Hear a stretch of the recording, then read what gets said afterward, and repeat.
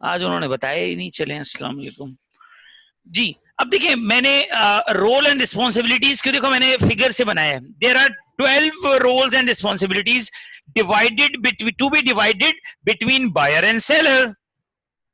अब आप कहते हैं एक तो सबसे पहले गुड्स होनी चाहिए, देखते जाएंगे जरा, एरो बना हुआ है इसका मतलब है अब गुड्स की बात होनी चाहिए। पैकेजिंग कौन करेगा?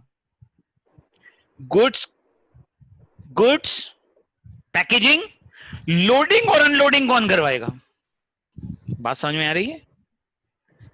कस्टम क्लियरेंस कौन करवाएगा? इनलैंड फ्रेट कौन देगा? मेन कैरेज, देखिए मेन कैरेज कौन सा होता है? इनलैंड वो वाला बताए ना, इनलैंड और वो सब पता है या बताऊं दोबारा, या पता है आपको? रोड फ्रेट हो गया और हाँ रोड फ्रेट जी, यानी कि यहां से लेकर और यहां तक के लिए जो चाहिए ये इनलैंड फ्रेट कहलाता है। ठीक है, हॉलेज भी कहते हैं। जी जी बिल्कुल, हॉलेज भी कहते हैं, बिल्कुल सही कह रहे हैं, हॉलेज भी कहते हैं। अच्छा एक और भी सब जी जी इनलेट फ्रेट मींस के जैसे मेरे वेयर हाउस से लेकर पोर्ट तक। जी, पोर्ट तक, बिल्कुल बिल्कुल बिल्कुल बिल्कुल बिल्कुल बिल्कुल, समझ रहे हैं बात जी।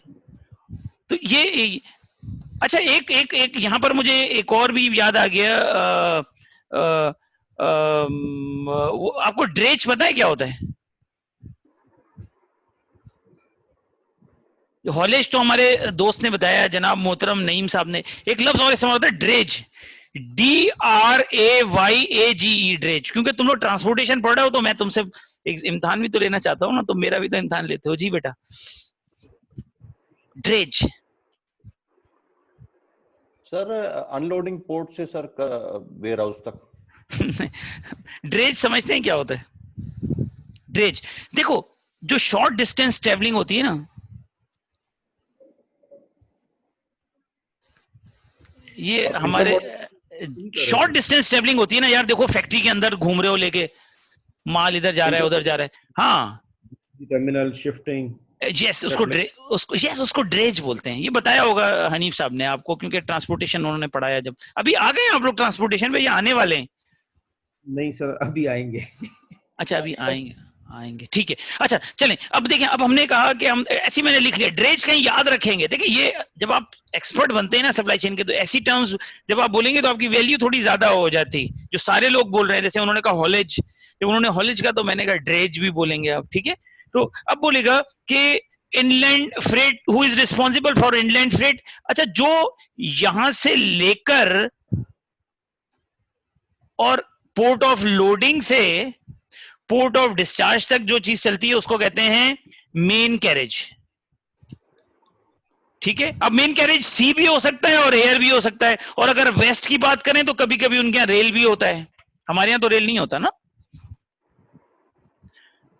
जी बिल्कुल ठीक है। अच्छा फिर इंश्योरेंस, जी जी जी बताइए, आप लोग अपना एक्सपीरियंस भी शेयर करें मेरा ख्याल है। जी बताइए, बिल्कुल बताइए। हमारे सलमान साहब तो बोल ही नहीं रहे, वो साथ साहब आज पता नहीं, साथ साहब तबीयत सही है? अल्लाह का शुक्र है, तबीयत ठीक है सर, अल्हम्दुलिल्लाह। अच्छा तो आप तो आवाज ही नहीं आ रही है, आपकी तस्वीर भी नहीं आ रही। दोनों चीजें लगा देता हूं, दोनों चीजें खराब जी। तस्वीर भी लगा देता हूँ, आवाज भी खोल देता हूँ। जी जी हाँ भाई, अब चले माशाल्लाह, आपकी लग रहा है मुस्कुराहट कंटेनर डूब गए हैं सर। नहीं नहीं यार, अभी तो माशाल्लाह अभी अभी ये माशाल्लाह ओवरऑल होके वापस आए यार, माशाल्लाह है। चलें जी, नईम साहब कुछ कह रहे थे, आप भी साथ साथ कुछ बीच बीच में बताते रहेंगे ना, आपकी तो माशाल्लाह एक्सपीरियंस बहुत है।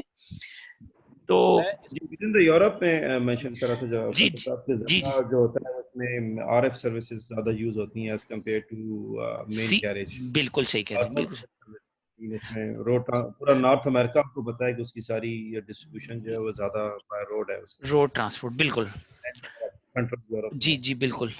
अच्छा अभी हम, आप जब आगे पढ़ेंगे तो मैं आपसे पूछूंगा, और ये मेरा राइट भी है क्योंकि आप ट्रांसपोर्टेशन के एक्सपर्ट बनने जा रहे हैं, तो मैं आपसे पूछूंगा कि जहां पर, यहाँ पर तो BL कहते हैं कागज को, यहाँ पर एयरवे बिल कहते हैं, तो रोड और रेल को क्या कहते हैं ये भी पूछूंगा आगे चल के, ठीक है? या आपको टीचर ने बताया होगा, ठीक है?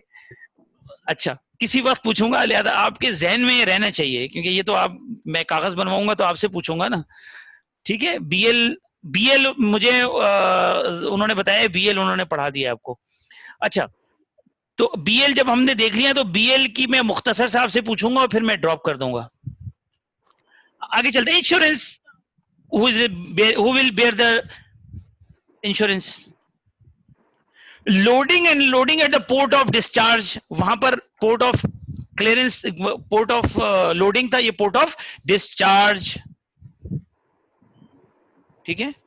फिर उसके बाद होगा यानी कहीं कहीं किताबों में ऐसे भी लिखा होगा पीओएल और पीओडी, पोर्ट ऑफ लोडिंग और पोर्ट ऑफ डिस्चार्ज, ठीक है। उसके बाद हु विल, डिस्चार्ज, जी अच्छा, उसके बाद आप पूछेंगे who will bear the duty and taxes and who is responsible for documentation, कहां तक की डॉक्यूमेंटेशन कौन देगा, और आखिरी में डेस्टिनेशन इनलैंड फ्रेट जो कि from the port of discharge to the your place. ये सारी रिस्पॉन्सिबिलिटीज मुझे आपसे डिस्कस करनी है। कौन, अब मैं क्या करूंगा, मैं ऐसी एक तस्वीर बनाता हूं जिसमें सारे लिखना शुरू करता हूं और फिर बताता हूं कहां तक मैं हूं, कहां तक आप हैं, कहां तक कौन है, कहां तक कौन है, ऐसे ऐसे घूमते रहेंगे। क्या ख्याल है? नहीं सर, है ना? तो जिंदगी जरा सी आसान हो जाएगी, इतनी आसान तो नहीं होगी। तो let's first begin with the 7 rules for any mode. 7 rules, ये देखें मैंने वो ऊपर बना दिए हैं, देख रहे हैं आप? ये सारे रिस्पॉन्सिबिलिटीज हैं, ये देखें आप। अब मैं बताऊंगा कि जी कौन सी रिस्पॉन्सिबिलिटीज। एक्स वर्क्स, सबसे पहले मैंने रिस्पॉन्सिबिलिटीज लिख ली हैं। अब एक्स वर्क्स में who is responsible for what? EXW का मतलब होता है एक्स वर्क्स। एक्स वर्क्स के नीचे देखो, जब भी कोई इनको टर्म होगी उसके ब्रैकेट में लिखा होगा name place of delivery. Name place of delivery का मतलब वो लोकेशन कहां है। अब यहां नाम लिख दोगे एक्स वर्क्स, आपने फैक्ट्री लिखा, एक्स वर्क्स हब लिखा, समझ रहे? अब देखो जरा ये, अब देखो मैंने ऊपर 2010 लिखा है और नीचे 2020 लिखा है, और उसी के नीचे एक चीज और लिख दी है। 2020 में क्या चेंजेस आ गई हैं?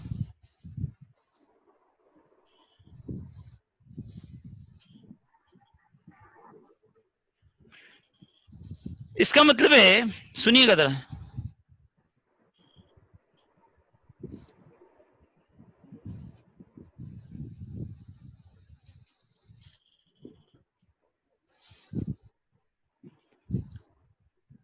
जरा इधर देखिएगा।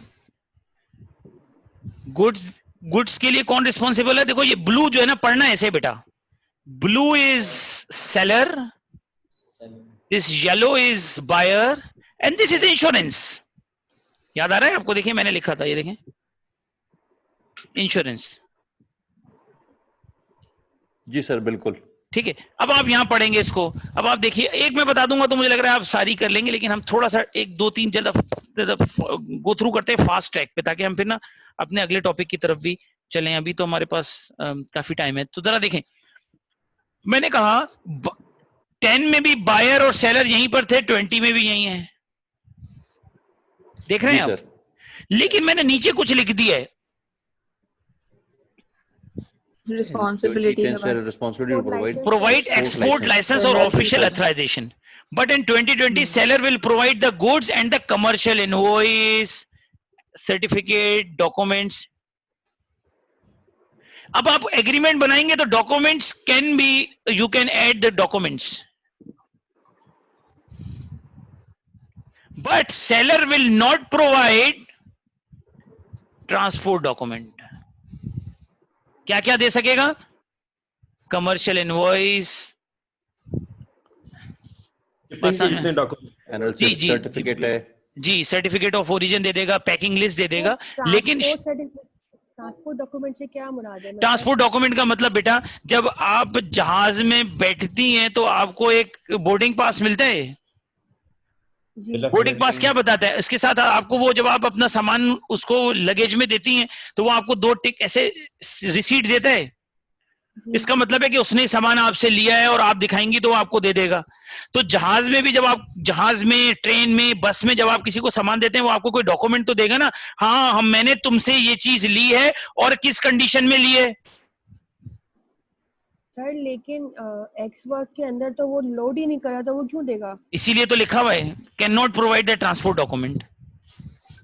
कैन नॉट लिखा है ना बेटा, जैसे गुड्स से रिलेटेड सर डॉक्यूमेंट सर देगा। लेकिन ये तो 2010 में भी नहीं था क्या चीज? सर 2010 सर, में ये जो ट्रांसपोर्ट डॉक्यूमेंट नहीं था, लेकिन यहां पर जो चीजें थी ना ये इस तरह का था कि वो रिस्पॉन्सिबल था कि उसके पास एक्सपोर्ट लाइसेंस है, बस काफी है, और वो कभी कभी कमर्शियल इनवॉइस दे या नहीं दे। आप क्या करते थे 2010 तक किसी और से भी सामान पकड़ के और करवा लिया करते थे, शिपर से भी, यानी आप एजिलिटी से भी कह सकते थे कि आप सामान हमारा इंपोर्ट कर दें। इस केस में फैजल साहब अगर हम थोड़ा सा प्रैक्टिकल एग्जांपल करें तो गुल अहमद जो है वो इसमें अपनी प्रोडक्शन करेगा बेडशीट की, जी उनकी पैकिंग करेगा, जी उसकी एंड पैकिंग लिस्ट वगैरह बनाएगा, शिपिंग की डॉक्यूमेंट, जी, और आपको दे दो। यहाँ तक का गुल अहमद है। जी हाँ, एजिलिटी अपनी गाड़ी लेके जाएगी, उस कंटेनर को उसकी जो लोडिंग है वो गुल अहमद करेगा डॉक पे, ठीक है एजिलिटी उसके अपने सामने सील करेगा, ठीक है डॉक्यूमेंट टेक ओवर करेगा एक्सपोर्ट के, कंटेनर जी पोर्ट पे लेके जाएगा, उसकी जी कस्टम क्लियरेंस करेगा, उसकी शिपिंग करेगा, और डेस्टिनेशन पे जो सब बायर है वॉलमार्ट उसके वेयर हाउस पे डिलीवर कर देगा। इसका मतलब है यहाँ तक पूरी जिम्मेदारी जीएटीएम की है और आपको पैसे जीएटीएम देता है।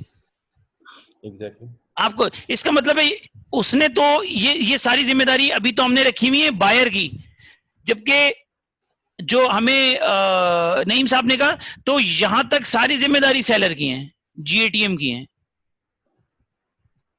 जीएटीएम की जो गुल अहमद की जिम्मेदारी होगी ना फैसल साहब, इसमें होगी जी। ये 3 बात की है ना, जीएटीएम जो आपने लिखा है अच्छा इसमें दो, और ये सारी कौन है? ये वॉलमार्ट करा रहा है। ये सारा वॉलमार्ट है। अच्छा Xbox is this. इसका मतलब है वॉलमार्ट आपको पैसे वॉलमार्ट देता है, आपको नॉमिनेट हाँ आपको वॉलमार्ट ने नॉमिनेट किया हुआ है। एग्जैक्टली ये टर्म्स Yes. होगी Xbox FOB, मतलब फ्रेट भी वहां चलूंगा, फ्रेट और फ्री ऑफ बोर्ड में यहाँ से सर इसकी एक और एग्जांपल ये भी तो हो सकती है कि जैसे हम कुछ मटेरियल जब भेजते हैं मशीन ट्रायल के लिए तो हम उसको सिर्फ पैक करते हैं और उसकी पैकिंग लिस्ट बनाते हैं हाँ और हम उसका एक कमर्शियल वैल्यू बताते हैं उसको कहते हैं नॉन कमर्शियल वैल्यू, $1 लिख कर भेज देते हैं जी, फॉर कस्टम पर्पस ओनली लिख देते हैं उसके ऊपर जी। उस पे वो फाइटो का डॉक्यूमेंट होता है कि जी ये आपका फूड का प्रोडक्ट जा रहा है, बिल्कुल सही कह तो वो हम बना के जो है ना वो गेट पे रख देते हैं और गेट पास के साथ, और टीसीएस वाला या फेडेक्स वाला वो आके कलेक्ट करके ले जाता है। तो मेरी जिम्मेदारी यहाँ तक ही थी कि मैंने गुड्स प्रिपेयर कर दिए, पैकेज कर दिए और डॉक्यूमेंट्स बना के दे दिए। टीसीएस वाला आके उसको अपने हिसाब से लोडिंग अनलोडिंग करता है और टू डेस्टिनेशन पहुंचा देता है। तो वुडंट दिस बी एक्सवर्क्स। अच्छा अब देखो इसमें क्या होगा, जो शिपिंग के डॉक्यूमेंट्स है ना, ट्रांसपोर्ट डॉक्यूमेंट्स, वो डीएचएल वाले बनाते हैं।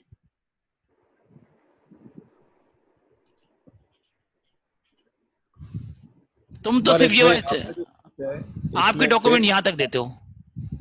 शान फूड इसका फ्रेट पे कर रहा है टीसीएस को, या आपका जो सप्लायर पैसे कौन पे कर रहा है?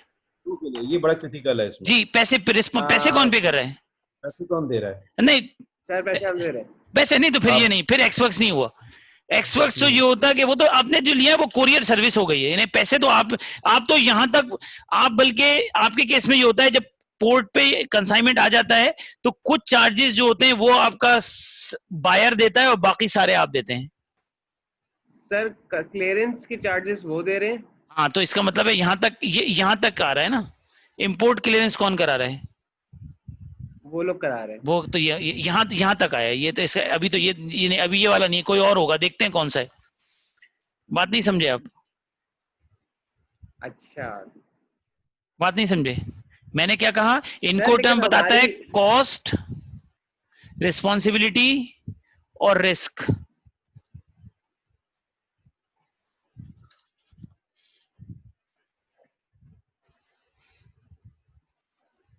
जब तक पाकिस्तान से नहीं निकला तब तक हमारी रिस्क हमारा है। अब देखो ये नीचे लिखा हुआ है, सुनो जरा क्या लिखा है। When buyer takes the delivery of goods at seller premises an agreed point, seller formally notifies to buyer about the readiness of goods and date. इसका मतलब रिस्क जैसे ही ये, जैसे जरा सुन, हम GATM की इज अ क्लासिकल एग्जांपल, वही लेते हैं। GATM के दरवाजे से इन्होंने उठाया, अब GATM की रिस्पॉन्सिबिलिटी खत्म हो गई, अब रिस्क पूरा ट्रांसफर हो गया है वॉलमार्ट की तरफ। यस, वॉलमार्ट की तरफ। नहीं समझे बात? रिस्क भी ट्रांसफर हो गया, कॉस्ट भी वही पे कर रहे हैं। अच्छा देखो, हाँ सब कुछ। अब अच्छा कोई कहीं ऐसा भी हो सकता था, देखो सर सुनो, एक कंडीशन ये भी हो सकती थी, वो बोलेंगे कि ना हम एजिलिटी तक पहुंचा देंगे लेकिन रिस्क यही ट्रांसफर हो जाएगा, ये भी कह सकते हैं। एक केस में, IKEA के केस में फैसल साहब ये होता है कि ये GMT, गुलाम अल करम, ये सब जो है हमारे वेयर हाउस में डिलीवरी जी, अभी देख इसका बनाते हैं ना, अभी अब वो कोई और टर्म होगी। जी हाँ जी। तो अभी मैं तो कह रहा हूं कि हर एक की टर्म हो सकती है, वो कहे मैं यहां तक पहुंचाऊंगा, वो कहे मैं यहां तक पहुंचाऊंगा, कहे मैं यहां तक, ये देखते हैं क्या कराता है। जब भी तो 11 बन रही है ना, आपने देखना है। देखो जरा सुनना, एक एग्जांपल कैसी बनी, GATM ने कहा मैं वेयर हाउस तक पहुंचाऊंगा एक्सपोर्ट क्लियरेंस से पहले तक, यहां तक। बिल्कुल।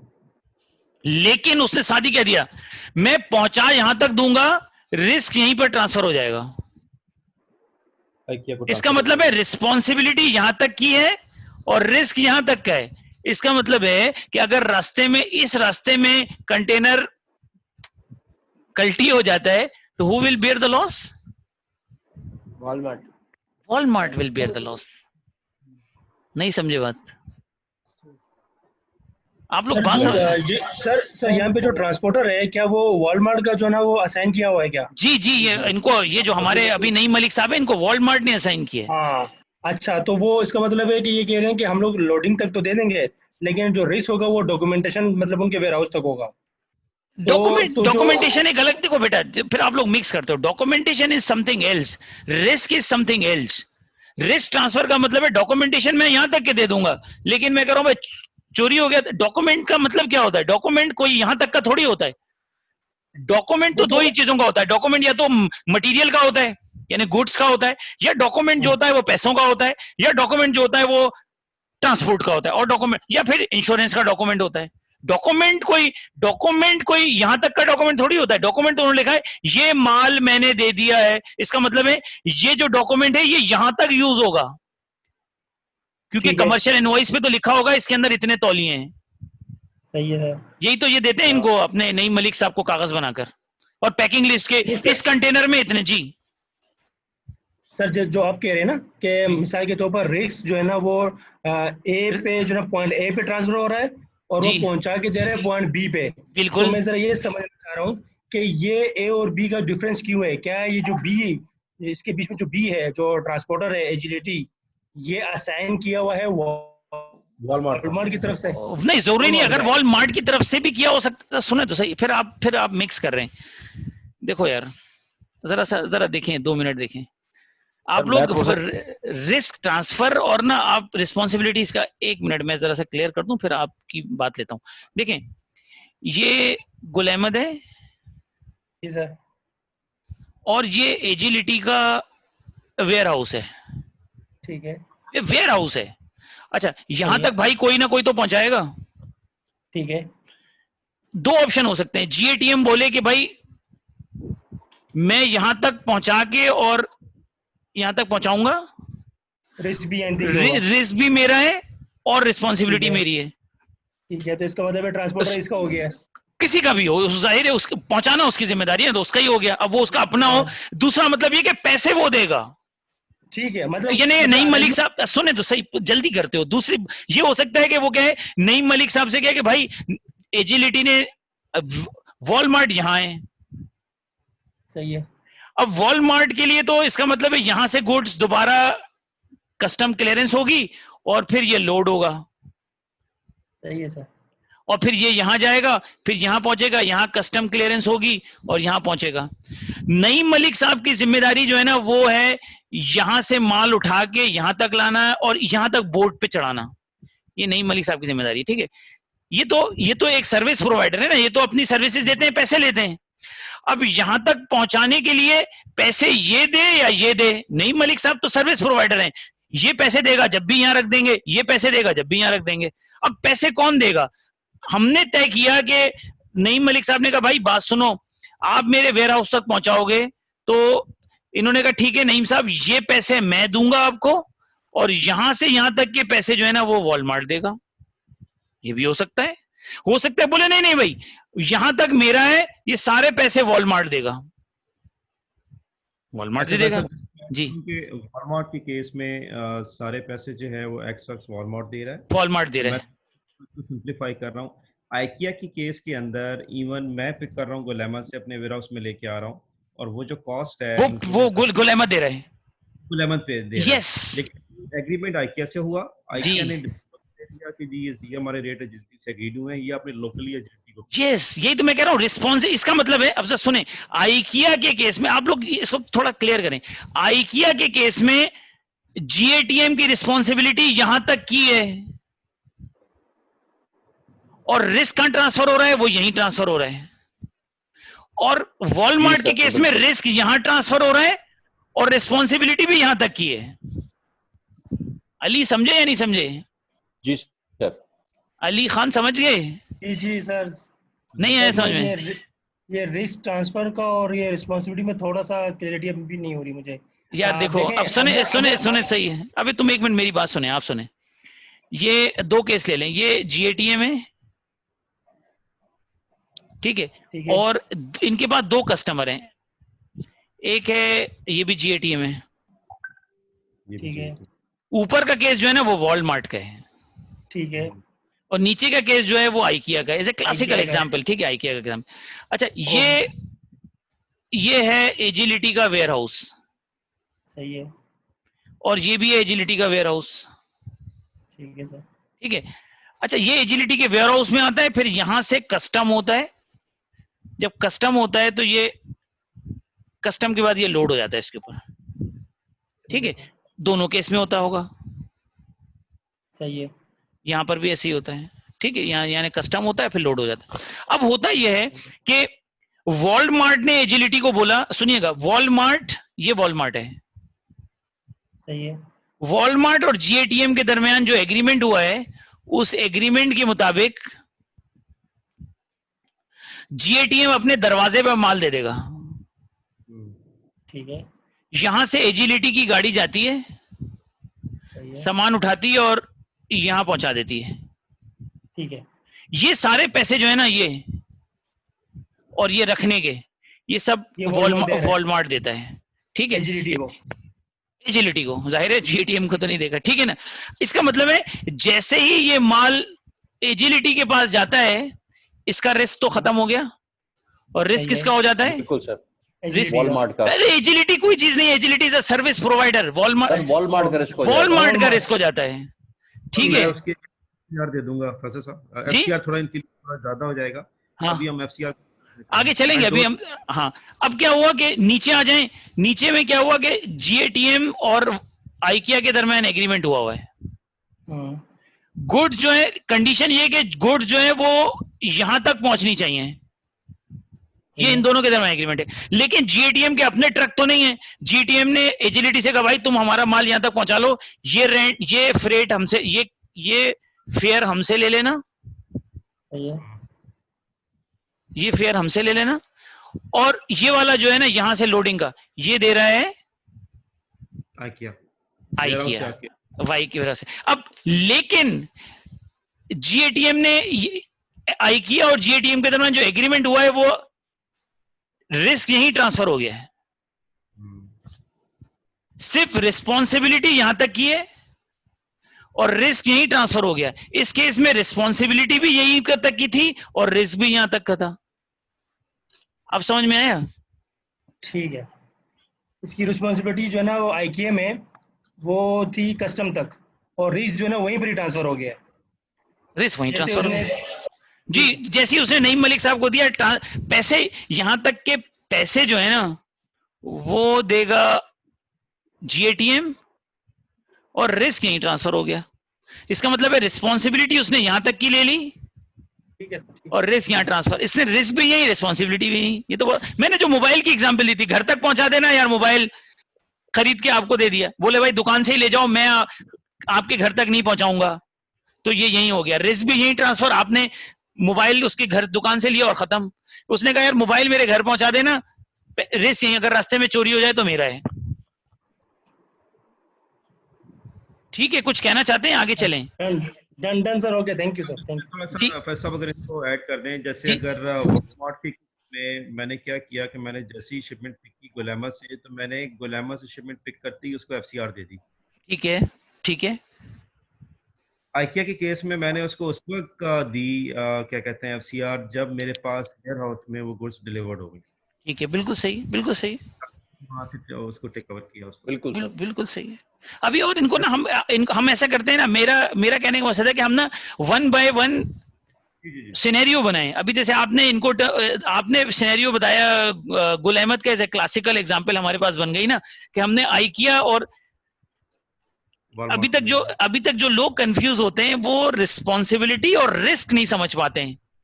अभी मैं आपसे आगे पूछूंगा, लोगों को एफओबी और सीएफआर के अंदर भी एक बड़ी कंफ्यूजन है, मेजॉरिटी को। मैं कह रहा हूं 95% मैनेजर जो है ना वो भी उल्टा समझते हैं, लेकिन इसको समझते हैं। जरा आगे चलते हैं। हाँ भाई, बात समझ में आ रही है? कुछ मसला तो नहीं हो रहा ना आप लोगों को? ठीक है, सही। ठीक है। अब देखो, ये मैंने बनाया है, ये एक्सपोर्टिंग कंट्री है, समझ में आ रहा है ना, एरो जो नजर आ रहे हैं, ठीक है। ये इंपोर्टिंग कंट्री है, ठीक है। ये मेन कैरियर है, ये सेलर, बायर की रिस्पॉन्सिबिलिटी, और ये इंश्योरेंस, ठीक है। ये 10 की हैं और 20 में इंश्योरेंस कवर आ गया है, ठीक है। 20 में जो है वो अब आप आगे देखें जरा, ये कौन सा आ गया? इस ग्राफिक्स को थोड़ा समझना है, एक दफा गहरी सांस लीजिए, समझ रहे हैं? इसको समझना है, सारी चीजें आपके जहन में रहनी चाहिए, ठीक है। आगे चलें। अब आ गया एफसीए। एफसीए का मतलब होता है फ्री कैरियर।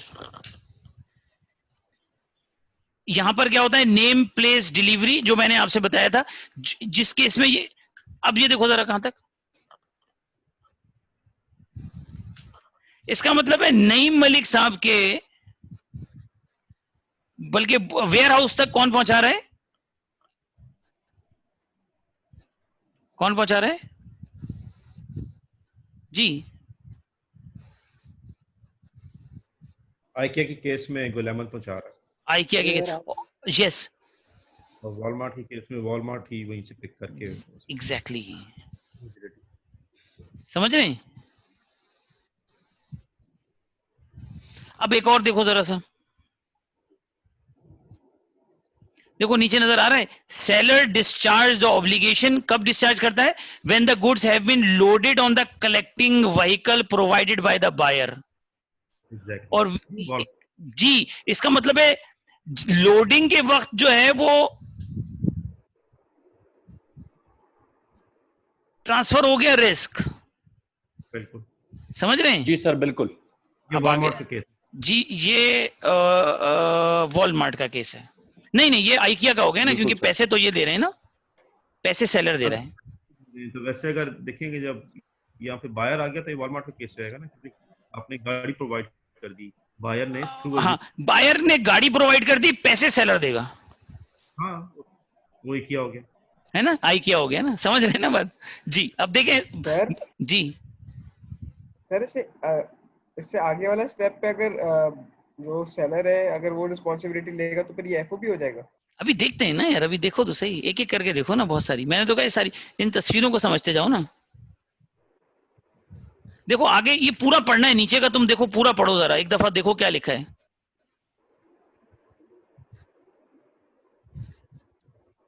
कोई एक पढ़ लेना सर, कोई वो only food panda seller discharge the obligation when the goods have been loaded on the collecting vehicle provided by the buyer, yes, or when the seller places the goods at the disposal of the buyer, disposal of the buyer, yes, buyer ने कहा वहां तक पहुंचा, seller's vehicle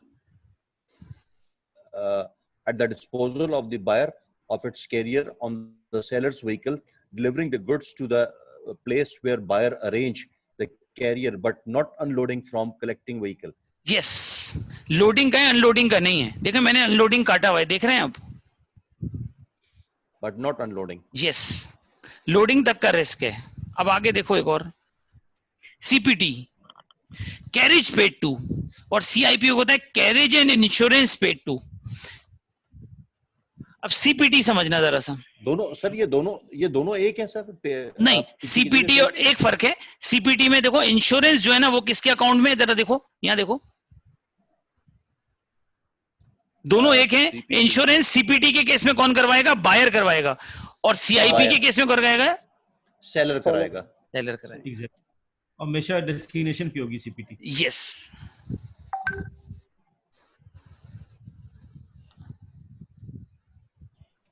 CIP में insurance भी आ जाएगी ना? जी insurance पे देखें लिखा है ना इंश्योरेंस, ये जो छतरी बनी हुई है ना, जी जी जी।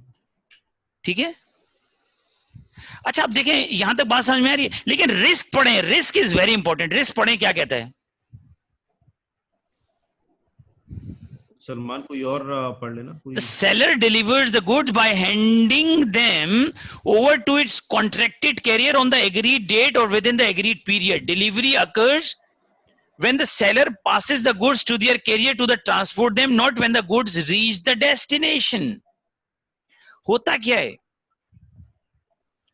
अच्छा, अगर आप यहां पर देखें, जरा सुनना, इसको देखें, और इट मीन्स वो बायर जो सेलर है वो यहां तक माल पहुंचा रहा है, ऐसा हो रहा है? ऐसा हो रहा है? ऐसा हो रहा है या नहीं हो रहा? यानी चाइना से चला है, अभी मैं आपसे एक एग्जांपल पूछूंगा इसका, मैं अब चाइना से चला है और कराची पोर्ट तक, ये रिस्पॉन्सिबिलिटी ले रहा है, बायर ले रहा है सर। ये देखिए बायर नहीं, सेलर है, नीले सेलर वाले ले देखिए, रहा है। नीले वाले। लेकिन रिस्क का ट्रांसफर हो रहा है।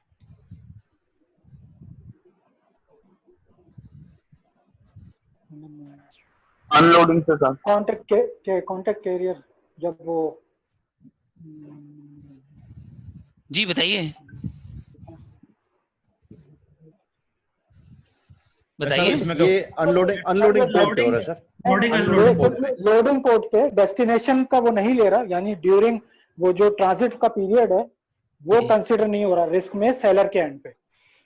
आप बताइए, मैं आपसे पूछ रहा हूँ।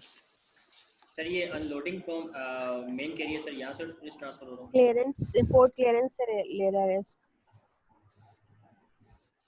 कब होता है? पढ़ें इसको, दोबारा पढ़ें। The seller delivers the good by handing them over to his contracted carrier. FOB के केस में पोर्ट ऑफ लोडिंग पे ये रिस्क ट्रांसफर हो जाएगा। नहीं, एफओबी नहीं, हम सीपीटी की बात कर रहे हैं। कॉन्ट्रैक्टेड कैरियर है जी, बिल्कुल यहाँ पर कैरियर लोडिंग यस, यहाँ पर जैसे ही पहले कैरियर को देगा ट्रांसफर हो गया रिस्क।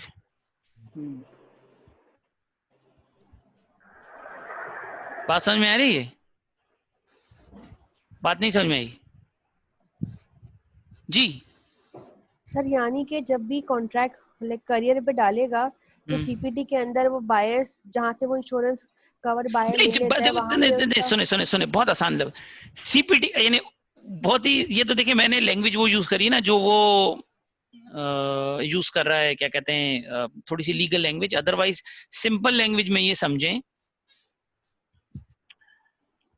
जो फर्स्ट कैरियर होगा, फर्स्ट इनलैंड फर्स्ट कैरियर होगा या फर्स्ट कॉन्ट्रैक्टेड कैरियर होगा, उस तक की, उस पे लोडिंग तक की जिम्मेदारी जो है वो, और कलेक्टिंग की जिम्मेदारी जो है ना, कलेक्शन तक की, वो वहां पर रिस्क ट्रांसफर हो जाएगा।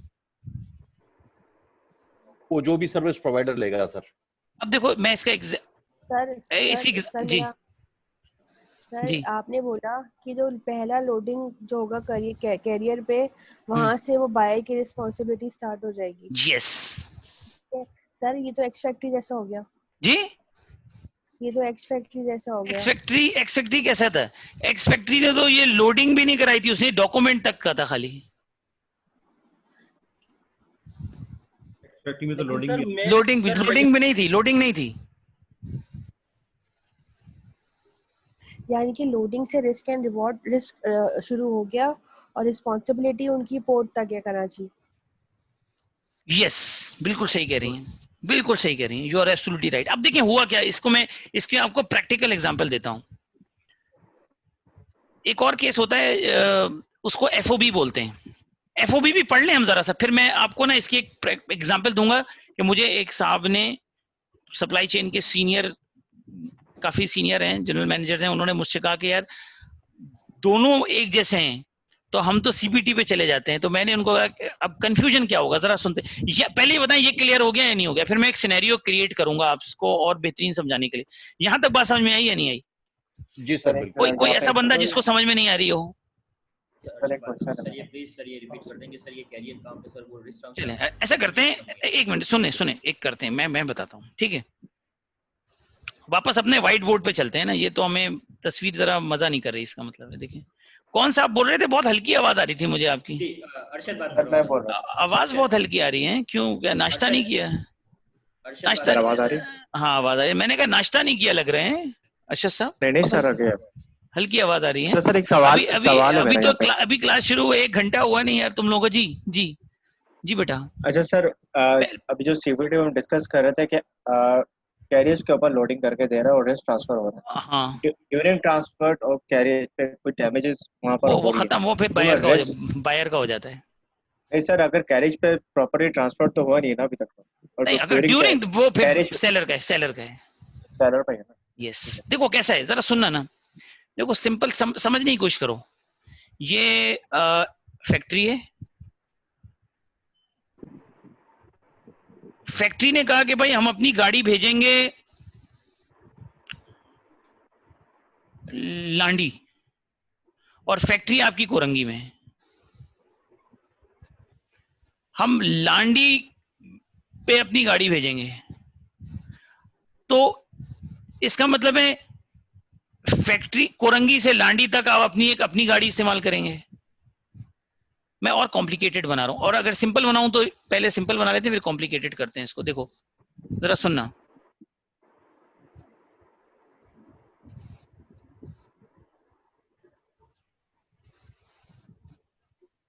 देखो फैक्ट्री, ये बायर, ये सेलर है, ठीक है? ये वेयर हाउस है, कस्टम, लोडिंग, अनलोडिंग, ठीक है? यहां तक बात ये हुई। अभी हम पढ़ रहे हैं सीपीटी। सीपीटी में कहता है कि एक्स फैक्ट्री में तो वो यहां दे देता, या कोई नेम प्लेस जहां पर भी वो दे सकता है। इस केस में ये हो रहा है कि बायर ने कहा कि मेरा एक कैरियर है, उसको तुम ये गुड्स दे दो।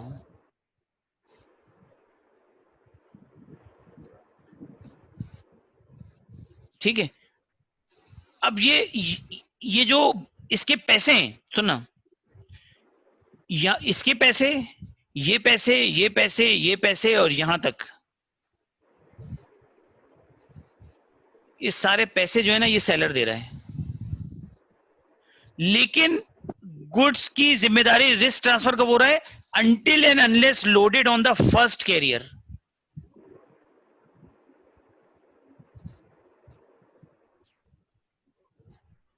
अब अगर गुड्स यहां लोडिंग के दौरान अगर खराब हो गई, कुछ गिर गया, तो जिम्मेदार कौन होगा? फैक्ट्री होगी। लेकिन अगर सक्सेसफुली लोड हो गया और आगे चला, यहां अनलोडिंग में कुछ नुकसान हो गया, तो बायर इज रिस्पॉन्सिबल। इस पे नुकसान हुआ, बायर इज रिस्पॉन्सिबल। यहां कुछ नुकसान हुआ, बायर इज रिस्पॉन्सिबल। ठीक है? वेयर एज यहां से यहां तक के पहुंचाने की जिम्मेदारी किसने ली हुई है? सेलर ने। अब बताइए, नहीं कंफ्यूजन है कोई? जी समझ आ गई सर। समझ आ गई ना। अब This is इसको clear है। अब इसमें एक और कंफ्यूजन क्रिएट कर देते हैं। फर्ज करें कि नईम साहब ने कहा भाई मैं लांडी नहीं आना चाहता, मैं कोरंगी नहीं आऊंगा, मैं लांडी में तक मैं आऊंगा लेने के लिए। तो यहां से हो सकता है कि कोई कैरियर ये लेकर यहां आए, जो नॉमिनेटेड कैरियर दूसरा, ये पहला है इसके लिए, असल में ये तो इनका अपना ही है, रिस्क यहां पर ट्रांसफर होगा। इसीलिए देखो जाकर पढ़ो बिल्कुल उसको, सर। समझ में आई है? इसको बिल्कुल सर। इसको जाकर दोबारा देखो, सेलर पे ही जाएगा। ये देखो क्या लिखा हुआ है, Seller delivers the goods by handing them over to the its contracted carrier. contracted carrier। हाँ फर्स्ट वाली, ये वाली, ठीक है जी। इसमें कुछ कहना चाहते हैं यानी कोई सर जब साहब? वो लांडी की जब कैरियर पे वो पहुंचेगा तभी से स्टार्ट होगा ना सर जी रिस्क जी, बायर के एंड पे चला जाएगा। बायर के एंड पे चला जाएगा रिस्क फिर पूरा, लेकिन जिम्मेदारी यहां तक पहुंचाने की किसकी है? सेलर की है। सेलर की। और रिस्क कहां ट्रांसफर हो गया? यहां हो गया डिलीवरी पे, फर्स्ट कैरियर पे। फर्स्ट कैरियर पे। आसान लफ्जों में फर्स्ट कैरियर याद रखो। और अगर CIP में क्या होगा कि इंश्योरेंस सेलर कराएगा, लेकिन रिस्क यहीं ट्रांसफर हो जाएगा।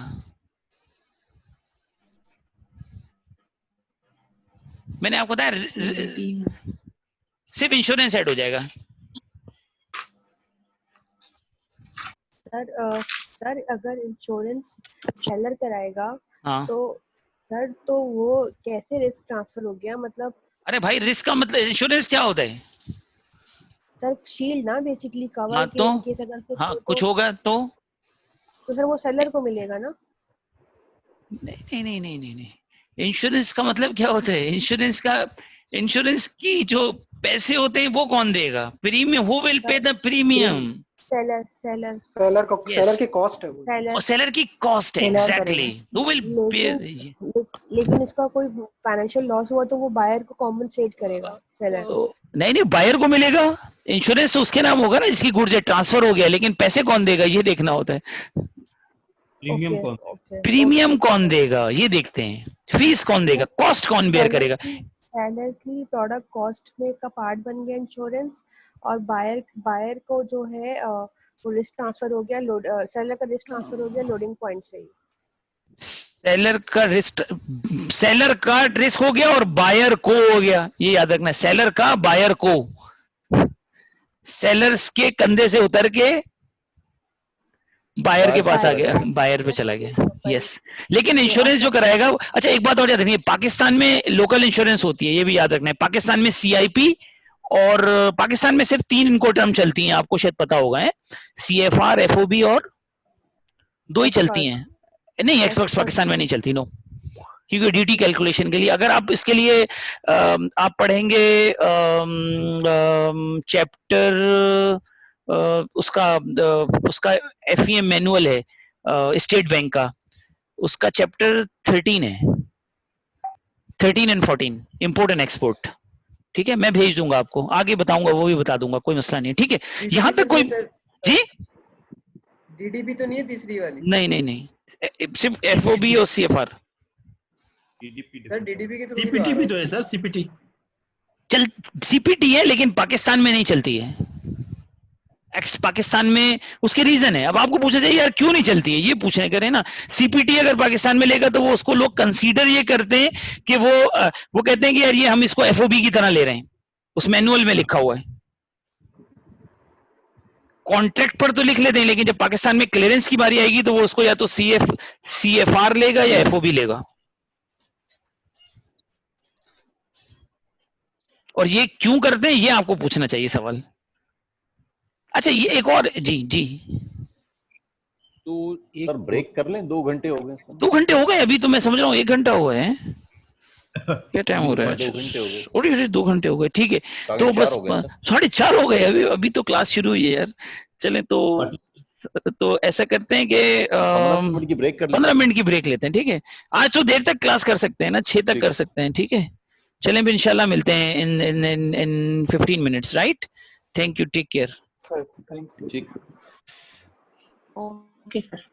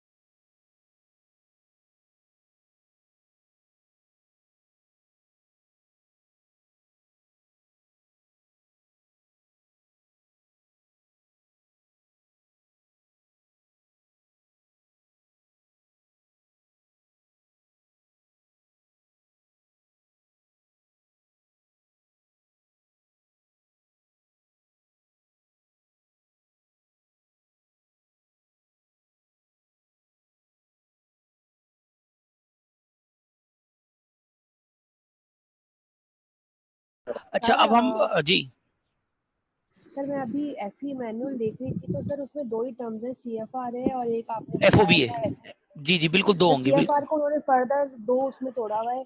एक डाला हुआ है फ्री वर्ड था फ्री आउट बेसिस पे और एक फ्री लाइनर टर्म्स के ऊपर। जी लाइनर टर्म्स, आपने लाइनर टर्म्स समझते हैं ना क्या होता है?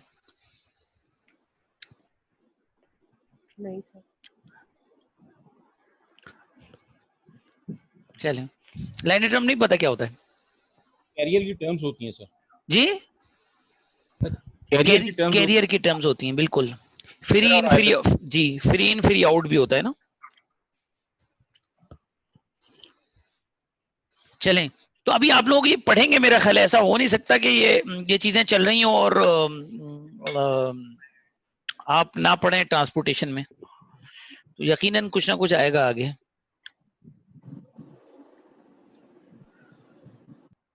मैं कुछ चीजें अपनी थोड़ी सी एक मिनट रुके, मैं जरा सा शेयर कर देता हूं अगर आप चाहते। आप लोगों को मैं देख रहा हूँ कौन कौन देख रहा है रिकॉर्डिंग? नहीं सर, नहीं कुछ टोटल 6 लोगों ने देखी है और मुझे उनके नाम भी नजर आ रहे हैं। बहुत काम आई थी रिकॉर्डिंग, मगर टोटल 6 लोगों ने देखी है क्योंकि हैं तो 20 लोग, तो मैंने वो रिकॉर्डिंग के ना मुझे पास नाम भी आते हैं कौन सा ईमेल एड्रेस देख रहा है, इसीलिए तो मैंने वो उसको फिक्स किया, अदरवाइज तो कोई भी देख ले। तो अभी आप ही लोग देखते हैं तो मुझे नाम आता है कौन कौन देख। जी मुझे पता है कौन कौन देख रहा है, तो मैं आपको स्टैटिस्टिक्स भी भेजूंगा कि कौन कौन देख रहा है, ठीक है? अच्छा तो आईटी जी वापडा इसलिए इसमें इन्वॉल्व हुआ कि जब जनरल इलेक्ट्रिक ने एफबीआर को अप्रोच किया कि उसके लिए वो उनके लिए जो यहाँ की रिक्वायरमेंट है वीबॉक की, और वो फिर ये तो वो उनको मिल नहीं सकी, एग्जम्पशन नहीं मिल सकी क्योंकि सारी शिपमेंट डिक्लेयर हो रही है। बिल्कुल सही कह रहे हैं। गवर्नमेंट एंटिटी वो ऑलरेडी उसके पास एग्जम्पशन थी। जी असल में होता ये है कि देखें, ये इसका एडवांटेज जो है ना ये वेरी करता है from party to party.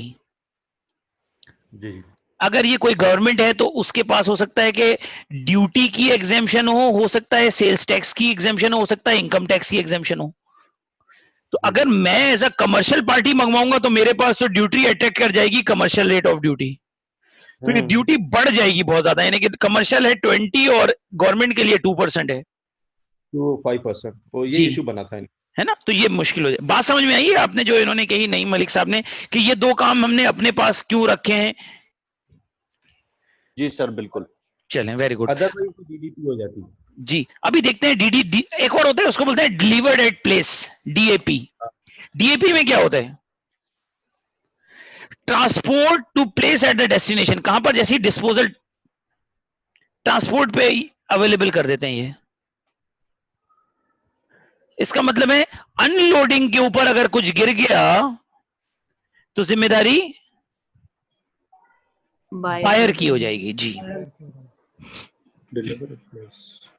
Sir एक चीज है इसमें जी, जैसे सर हमने ऑर्डर किया था अपना रोबोट्स, हमने रोबोट आर्म मंगवाया अपनी जी जी जी जी जी जी अब सर ये इटली से आया, जब ये सब यहाँ आ रहा है तो ये डिसअसेंबल प्रोडक्ट है। हाँ जब ये हमारे प्लांट पे उतर रहा है, जब हमने रिस्पॉन्सिबिलिटी इनको टर्म सेट करके उनसे मंगवाया, जब सर इसकी अनलोडिंग हो गई, असेंबली के लिए भी उन्हीं का बंदा आ रहा है, तो सर वहां पे तो रिस्पॉन्सिबिलिटी ट्रांसफर नहीं हो रहा ना। नहीं वो तो देखें, वो फिर आपने मैंने कहा ये हमारे उससे बाहर है, इसीलिए देखें वो जो मैंने शुरू में लिखा था, याद है मैंने शुरू में एक दिखाया था आपको, ये हमारा काम नहीं है। सही है। ये मैंने लिखा, ये हमारा काम नहीं है। जी जी जी अच्छा यहाँ पे ये कॉन्सेप्ट आता है। यस यानी सही समझ रहे हैं, यानी स्पेयर्स उनको पार्ट्स की शक्ल में पहुंचाना उनकी जिम्मेदारी थी, और अदर देन इनकोटर्म कॉन्ट्रैक्ट जो आपने जो परचेज ऑर्डर दिया है उसमें आपने कहा है कि इंस्टॉलेशन जो है वो is a responsibility of the seller, right? यही कहा है आपने। यस सेलर, ठीक है ना। अच्छा उसको इनकोटर्म से मिक्स नहीं करेंगे, इनकोटर्म्स में वो पार्ट्स लाने की जिम्मेदारी है, पार्ट्स रास्ते में कहीं घूम गए तो वो जिम्मेदारी किसकी है ये देखना पड़ेगा, कहां तक पहुंचाना है इंस्टॉलेशन की। इस इनकोटर्म्स तो देखिए ना, कमर्शियल टर्म्स है रिलेटेड टू ट्रांसपोर्टेशन, वो है असेंबली। इसमें यही रिस्पॉन्सिबिलिटीज हैं जो मैंने बनाई है ये वाली।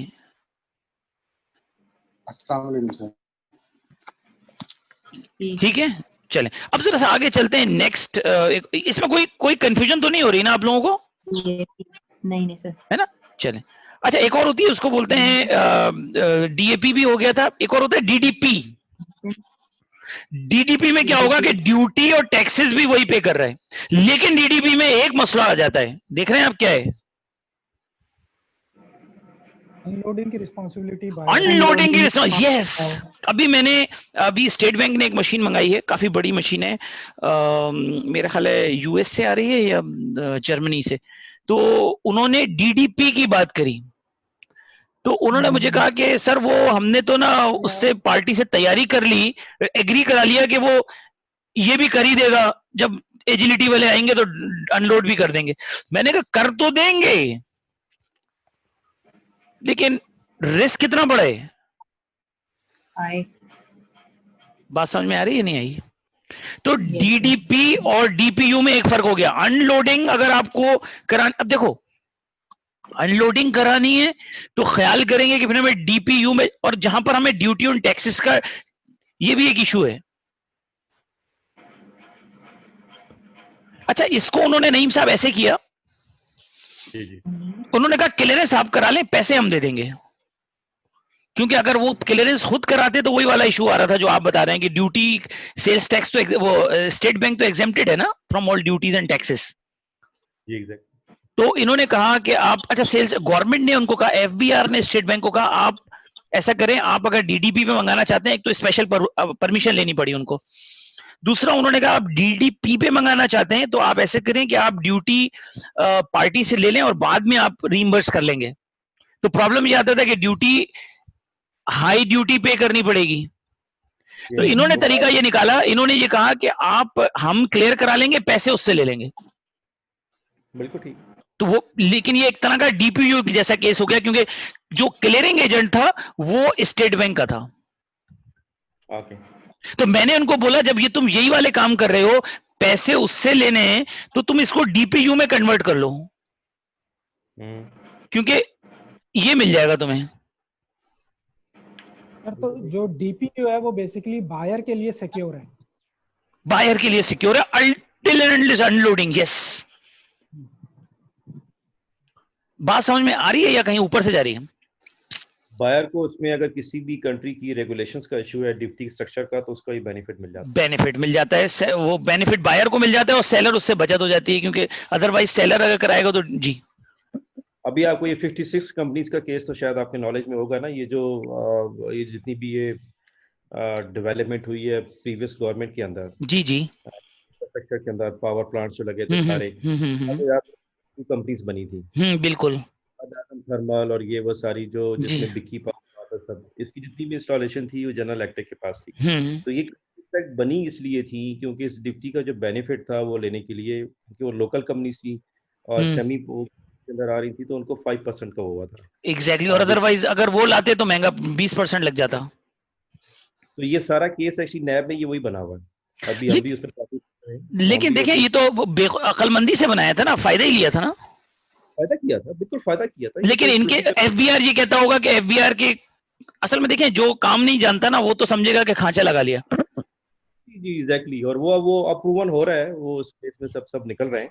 हाँ। क्योंकि हम भी उस बने हुए थे, हम अपनी जीडीज लेके गए, हमें जो कायदे आज़म थर्मल ने और वो इलामा इकबाल थर्मल ने सब ने दिए थे डॉक्यूमेंट्स, हमने सबमिट किए हैं नैब को।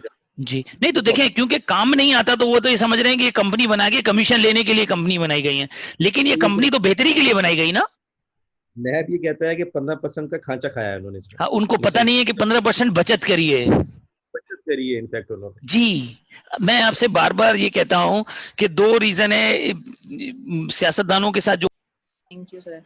चले, अपना बहुत ख्याल रखिएगा, इंशाल्लाह ताला जिंदगी रही तो नेक्स्ट क्लास में जरूर मुलाकात होगी। हो सकता है मैं रिक्वेस्ट देख लीजिएगा सर, जो मेरी रिक्वेस्ट है। अच्छा चले, आप भेज दें, ईमेल भी कर दें मुझे, ठीक है बेटा। मैं वाइवा का पूरा, वाइवा में मैं एक शीट भेजूंगा जनाब मोहतरम सलमान अहमद साहब को, और फिर अकॉर्डिंगली मैं उसमें टाइम स्लॉट दूंगा सबको, तो फिर आपका इंटरव्यू करेंगे अबाउट 5 मिनट्स, 5 to 10 मिनट्स, ठीक है? Thank you sir. ठीक है, अपना बहुत ख्याल रखना है, और इंशाल्लाह ताला मुलाकात होगी। और होपफुली मैं कोशिश कर रहा हूँ कि हम 12 सेशन में कंप्लीट कर लें, अदरवाइज शायद हमें आधा 1 सेशन एडिशनल लेना पड़े, ठीक है? ठीक है, बहुत शुक्रिया, अपना ख्याल रखेंगे। अस्सलाम वालेकुम, अल्लाह हाफिज। अस्सलाम वालेकुम, वालेकुम सलाम, अल्लाह हाफिज, अस्सलाम वालेकुम।